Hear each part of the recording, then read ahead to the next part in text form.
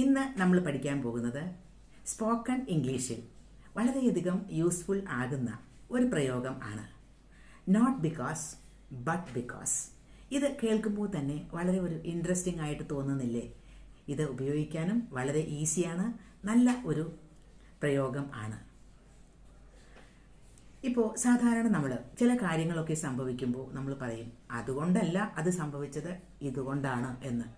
ഒരു കാരണം, രണ്ട് കാരണങ്ങളുണ്ട്, രണ്ട് കോൺട്രാസ്റ്റിംഗ് ആയിട്ടുള്ള കാരണങ്ങൾ.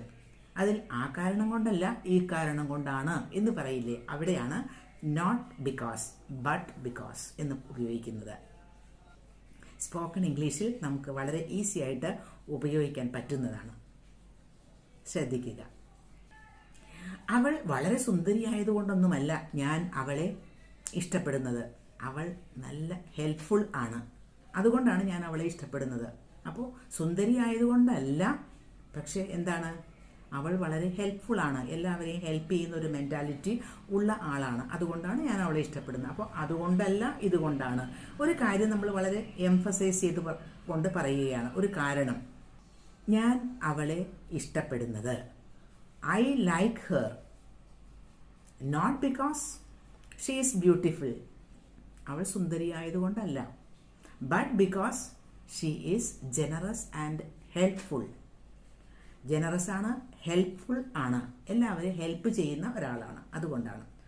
I like her. നോക്കൂ, ആദ്യം ഒരു സെൻറ്റൻസ് പറഞ്ഞു ഐ ലൈക്ക് ഹെർ, അത് കഴിഞ്ഞിട്ട് നോട്ട് ബിക്കോസ്, പിന്നെ പറയുന്നത് വേറൊരു സെൻറ്റൻസ് ആണ്, പിന്നെ നോട്ട് ബിക്കോസ്, അത് കഴിഞ്ഞിട്ട് അടുത്ത സെൻറ്റൻസ് എന്ന്.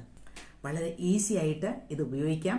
കൂടുതൽ സെൻറ്റൻസസ് പ്രാക്ടീസ് ചെയ്യുകയേ വേണ്ടൂ. കുറച്ചുകൂടി സെൻറ്റൻസസ് നമുക്ക് നോക്കാം. പണം ആഗ്രഹിച്ചല്ല ഞാൻ പഠിപ്പിക്കുന്നത്, മറിച്ച് പഠിപ്പിക്കാൻ ഇഷ്ടമുള്ളതുകൊണ്ടാണ്. ഇതെങ്ങനെ പറയും? I teach students not because I want money, but because I love teaching.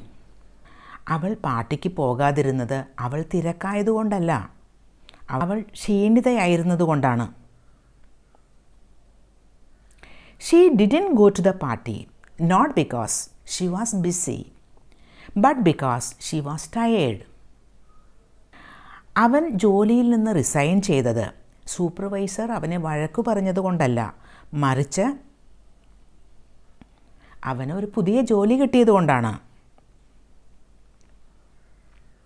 He resigned his job not because the supervisor scolded him, but because he got a new job.